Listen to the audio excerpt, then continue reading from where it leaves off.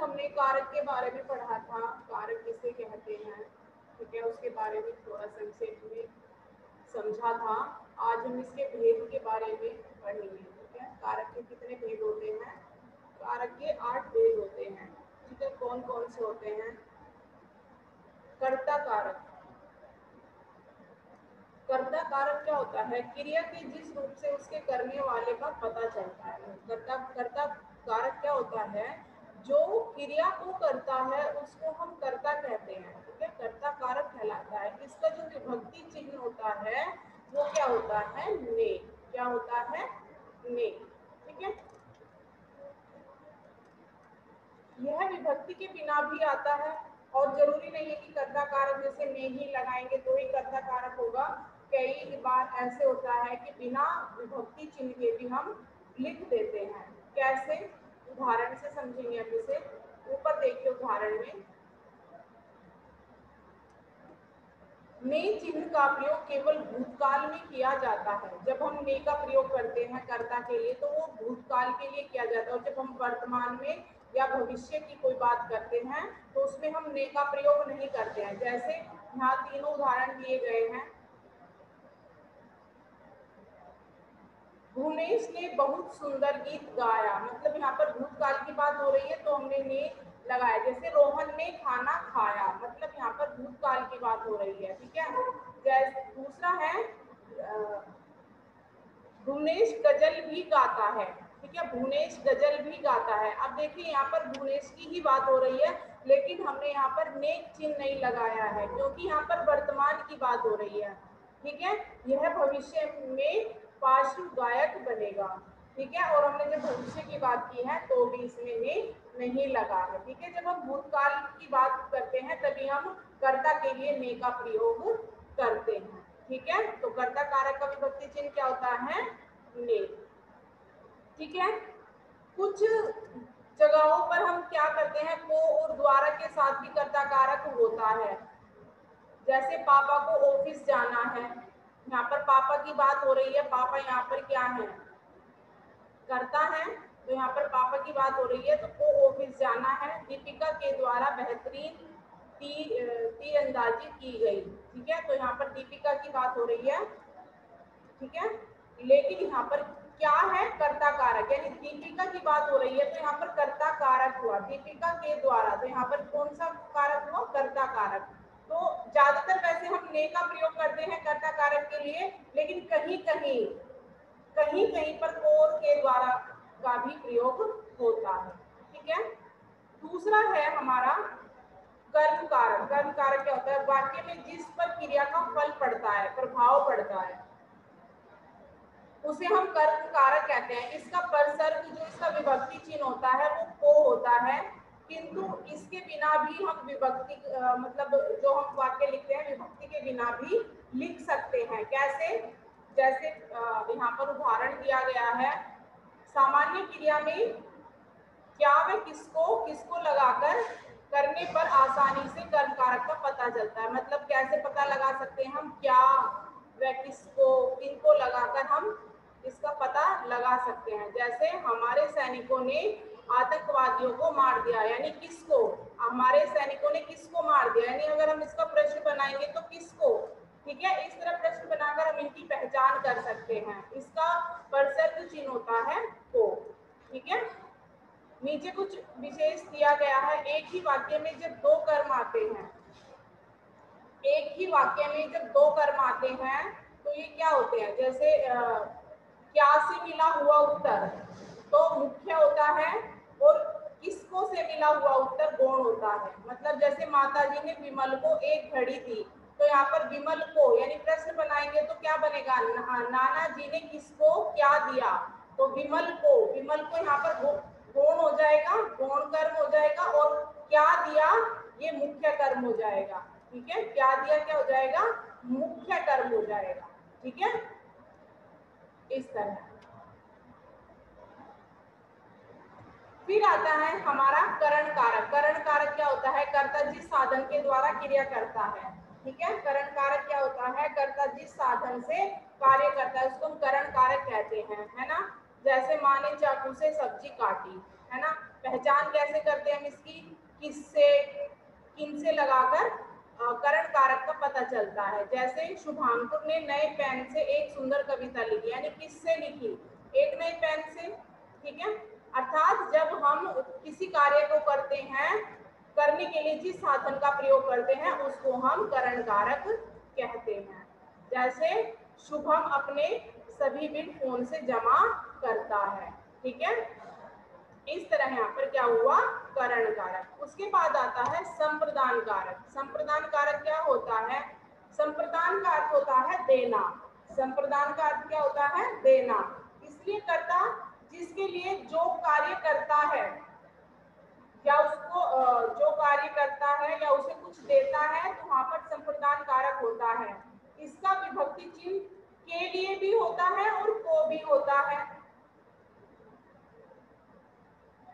देखो कर्म के लिए भी को का प्रयोग किया हमने, और यहाँ पर देखो इसके लिए संप्रदान के लिए भी को का प्रयोग, लेकिन दोनों में क्या अंतर है। जब कर्म के लिए प्रयोग किया जाता है को, जैसे राम ने रावण को मारा, तो रावण के लिए जब प्रयोग किया तो वहां पर कर्म कारक हुआ। लेकिन अगर हम किसी को कोई वस्तु देने के लिए को प्रयोग करते हैं तो वहां पर संप्रदान कारक होता है। जैसे रीमा ने सीमा को उपहार दिया, तो यहाँ पर क्या होगा, उपहार दिया, तो वहां पर क्या हो जाएगा, संप्रदान कारक। जैसे मोहन ने गरीब को खाना खिलाया, तो वहां पर भी क्या हो जाएगा, संप्रदान कारक। ठीक है, सभी बच्चों के समझ में आया दोनों में क्या अंतर है, कर्म कारक और संप्रदान कारक में। यस मैम, आ गया। ठीक है, yes ma'am. Okay, very good. Yes ma'am. अपादान कारक। अपादान कारक क्या होता है, किसी शब्द के बाद से प्रसर्ग आकर, मतलब जो ये होता है अपादान कारक, इसको चार चीज के लिए हम प्रयोग करते हैं। एक तो डर के लिए, एक तुलना के लिए, एक दूरी के लिए और एक अलग होने के लिए। चार तरह से हम इसका प्रयोग करते हैं। इसका जो विभक्ति चिन्ह होता है वो होता है से। ठीक है, चारों के अलग अलग उदाहरण, जैसे पेड़ से पत्ते गिर गए, अलग हो गए, ठीक है, वहां पर भी अपादान कारक होगा। ठीक है, डरने की बात आती है, रोहन अंधेरे से डर गया, तो वहां पर डर गया से का प्रयोग हुआ, वहां पर भी अपादान कारक हुआ। हमारे घर से बाजार दूर नहीं है, यहाँ पर दूरी की बात हो गई, तो यहाँ भी अपादान कारक हो गया। ठीक है, और तुलना की बात हम करते हैं, जैसे रोहन मोहन से अधिक बुद्धिमान है, तो वहां पर तुलना की बात हो गई, तो वहां भी अपादान कारक हो गया। ठीक है, जहां पर ये चारों चीजें आएंगी और से का प्रयोग होगा, वहां पर क्या होगा, अपादान कारक। अब दोनों में अंतर समझना, करण कारक और अपादान कारक, दोनों का विभक्ति चिन्ह एक ही होता है से, लेकिन जब वाक्य हम पढ़ेंगे तो उसके अनुसार ही हम उसका जो है कारक लिखेंगे। सभी बच्चों को समझ में आया? Yes yes ma'am. ठीक है, मैं बाद में पूछूंगी आपसे इसके उदाहरण। फिर है संबंध कारक। संबंध कारक में क्या होता है, जब हमारा संबंध संज्ञा सर्वनाम का, मतलब जिससे संबंध पता चलता है, का के की, ये सब से ही तो हमारा संबंध पता चलता है। ठीक है, जैसे यहाँ पर सूत्र भी दिया है, सूत्र रूप में दिया है संज्ञा सर्वनाम का, का के की, रा रे री, ना ने नी, संज्ञा का संबंध कारक। ठीक है, सरल पहचान क्या होती है, किसका, किसकी, किससे आदि के प्रश्न करने पर इनका जो है कारक का पता चल जाता है। जैसे पांड्या की धुआंधार बल्लेबाजी देखकर, पांड्या की धुआंधार बल्लेबाजी देखकर मजा आता है, कि यानी ये संबंध बता रहे हैं किससे, जो ये खिलाड़ी है उससे यहाँ पर संबंध बता रहे हैं। ठीक है, तिरंगा हमारी आन बान शान का प्रतीक है। ठीक है, यहाँ पर तिरंगे का संबंध बताया गया है हमारी आन बान शान से। ठीक है, तो इस तरह संबंध कारक इसका होता है का के की, इसका विभक्ति चिन्ह होता है का के की। अधिकरण कारक में क्या होता है, संज्ञा व सर्वनाम के जिस रूप से क्रिया के आधार का पता चलता है, यानी उसके स्थान का, समय का बोध होता है, वहां पर अधिकरण कारक होता है। जैसे मेज पर पुस्तक रखी है, समझ में आ रहा है, मेज पर पुस्तक रखी है, मैदान में बच्चे खेल रहे हैं। ठीक है, में पर, इसका जो विभक्ति चिन्ह होता क्या होता है, में पर। जैसे यहाँ पर उदाहरण भी दिए हैं, किसान खेत में जी तोड़ मेहनत करता है, ठीक है, मेहमान सोफे पर बैठ गए, ठीक है, इस तरह। फिर आता है संबोधन कारक। संबोधन कारक क्या होता है, संबोधन का अर्थ होता है पुकारना। जब हम किसी को पुकारते हैं, बुलाते हैं, ठीक है, संबोधित करते हैं उस, या ठीक है कि, और हम चेतावनी भी ध्यान खींचने के लिए हम उसको चेतावनी भी देते हैं, इसलिए इसे मतलब जिस शब्द से किसी को पुकारने का भाव प्रकट हो उसे संबोधन कारक कहते हैं, ठीक है। इसका चिन्ह होता है, क्या होता है, जो ऐसे जैसे विश्व में आदि बोधक में लगाते हैं ना, जैसे यहाँ पर उदाहरण दिए हैं, हे प्रभु आप सबको आपदा से बचा ले, अरे भाई बिना जाने मैं तुम्हें उधार कैसे दे दूं, इस तरह, ठीक है। और ये अंतर दिया गया है इधर करण कारक और अपादान कारक में, और कर्म कारक और संप्रदान कारक में, जो कि मैं आपको पहले ही समझा चुकी हूँ, ठीक है। और नीचे ये कुछ पॉइंट्स दिए हैं। वाक्य में आए संज्ञा या सर्वनाम शब्दों का क्रिया के साथ जो संबंध होता है उसे कारक कहते हैं। सिंपल सी परिभाषा है, संज्ञा या सर्वनाम शब्दों का, संज्ञा या सर्वनाम शब्दों का क्रिया के साथ संबंध बताने वाले शब्दों को कारक कहते हैं। जो संज्ञा या सर्वनाम का संबंध किससे बताते हैं, क्रिया से। जो शब्द संज्ञा या सर्वनाम का संबंध किससे बताते हैं, क्रिया से, उन्हें हम क्या कहते हैं, कारक, ठीक है। और इसका एक याद करने का सूत्र दिया है यहाँ पर, किस तरह से हम इनके नाम याद रख सकते हैं। जैसे का से क्या हो गया, कर्ता, का से क्या हो गया, कर्म, का से हो गया करण, सा से संप्रदान, सम से संप्रदान, अ से अपादान, सम से संबंध, आ से अधिकरण और सम से संबोधन। इस तरह ये एक सूत्र दिया गया है, आप इस सूत्र को याद करके भी इनके नाम याद रख सकते हैं, ठीक है। कर्ता और कर्म ऐसे दो कारक होते हैं जिनका प्रयोग हम बिना विभक्ति से भी कर सकते हैं, ठीक है। कर्ता जिसके लिए कुछ कार्य करता है या कुछ देता है उसे संप्रदान कारक कहते हैं, ठीक है। अब आते हैं अभ्यास में। ये जो प्रश्न 1 है इसको तो आप अपनी नोटबुक में लिख लेना, क्योंकि इसमें परिभाषा लिखनी है तो ये यहाँ पर नहीं आ पाएगा, ठीक है। प्रश्न 2 है, कार के चिन्हों को विभक्ति चिन्ह के अलावा और क्या कहते हैं, परसर्ग। क्या कहते हैं, परसर्ग।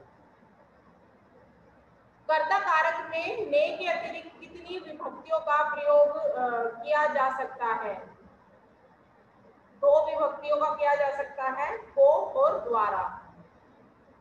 वे कारक कौन से हैं जो विभक्ति के साथ और विभक्ति के बिना भी होते हैं, कर्ता कारक और कर्म कारक। 2 कारक ऐसे हैं जो विभक्ति के साथ भी आते हैं और विभक्ति के बिना भी होते हैं, ठीक है।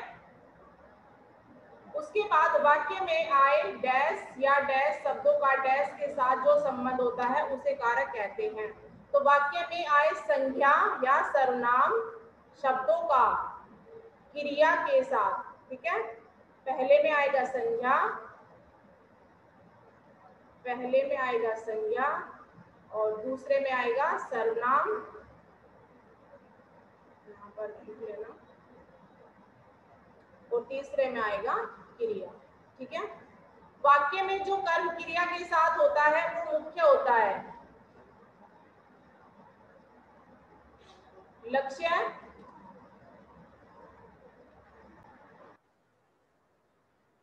के साथ होता है वो मुख्य होता है, और जो कर्म के साथ होता है वो क्या होता है, गौण होता है, गौण कर्म होता है, ठीक है।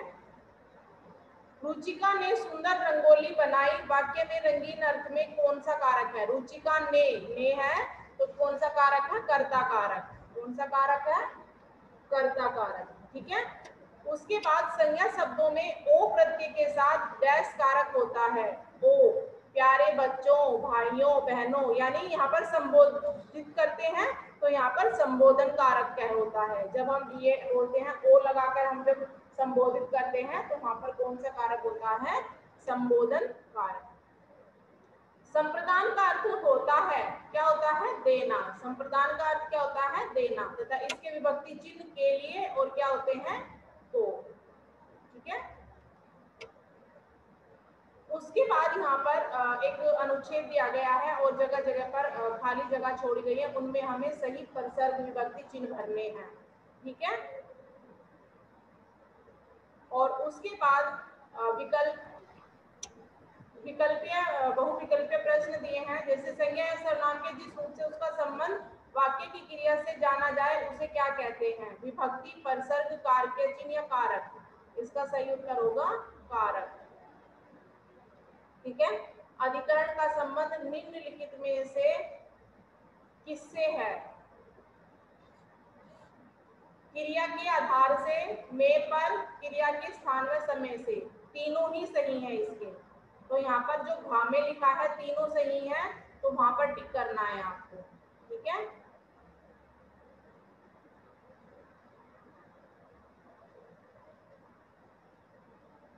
उसके बाद में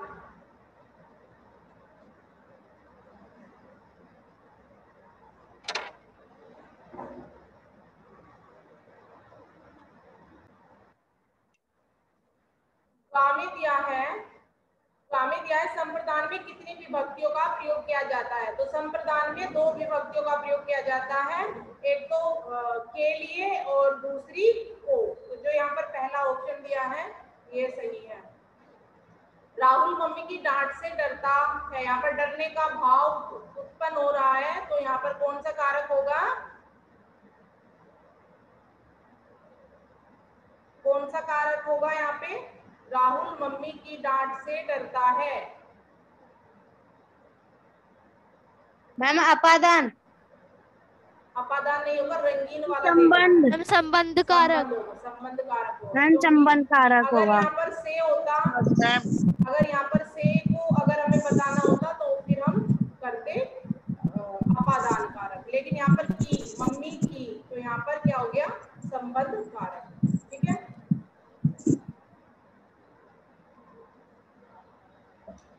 अच्छी सेहत के लिए सुबह की सैर, और योगाभ्यास आवश्यक है। यहाँ पर के लिए हो जाएगा संप्रदान और की हो जाएगा यहाँ पर संबंध। तो यहाँ पर आप लिख लीजिए संप्रदान और संबंध। ठीक है। दूसरा, महामारी से बचाव हेतु पूरे देश में लॉकडाउन घोषित किया गया। बचाव हेतु, हेतु भी किसके लिए प्रयोग किया जाता है पता है, के लिए। मतलब के लिए किसके लिए प्रयोग करते हैं, संप्रदान के लिए। तो हेतु भी हो जाएगा संप्रदान और दूसरा हो जाएगा पूरे देश में अधिकरण,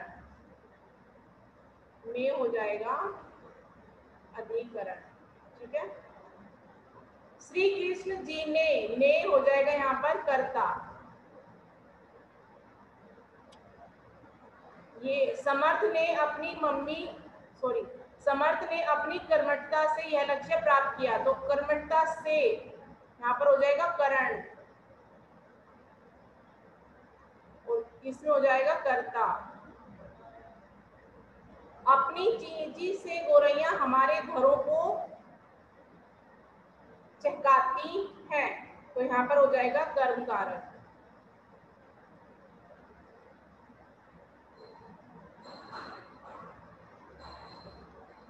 अंतरिक्ष में जीवन की, में हो जाएगा अधिकरण और की हो जाएगा यहाँ पर संबंध, की हो जाएगा यहाँ पर संबंध। ठीक है। इस तरह सभी बच्चे इसको अपनी बुक में भरेंगे। ठीक है।